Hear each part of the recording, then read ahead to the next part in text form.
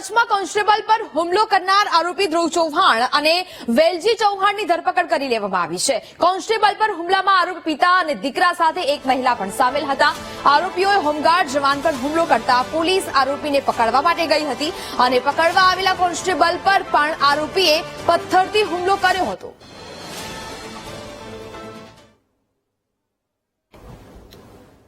સંવાદદાતા ગોવિંદ ફોનલાઈન પર જોડાયા છે। ગોવિંદ, કચ્છમાં કોન્સ્ટેબલ પર હુમલાનો સમગ્ર કેસ હવે કાર્યવાહી હાથ ધરવામાં આવી છે, શું મામલો? વાત કરવામાં આવે તો અંજારમાં હોમગાર્ડ પર ખૂનથી હુમલો કરનાર બાઇક ચોરીના આરોપીએ હવે પોલીસ કોન્સ્ટેબલ હુમલો કર્યો છે। અગાઉ અંજારમાં હોમગાર્ડને છરી મારી હત્યાનો પ્રયાસ કરનાર બાઇક ચોરીના રીતા આરોપી વધુ એક વખત પોલીસ કોન્સ્ટેબલ પર હુમલો કર્યો છે।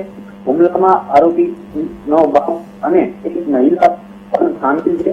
ધ્રુવ ઉર્ફે ગુલો વેલજી ચૌહાણ રોજના છૂટા પાડી કરવાની હોવાથી અંજાર પોલીસ કોન્સ્ટેબલ બિપિન દિલડિયાને બાતમી મળી હતી।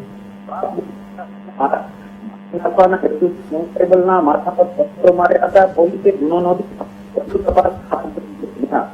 બિલકુલ ગોવિંદ, જાણકારી બદલ આપનો આભાર।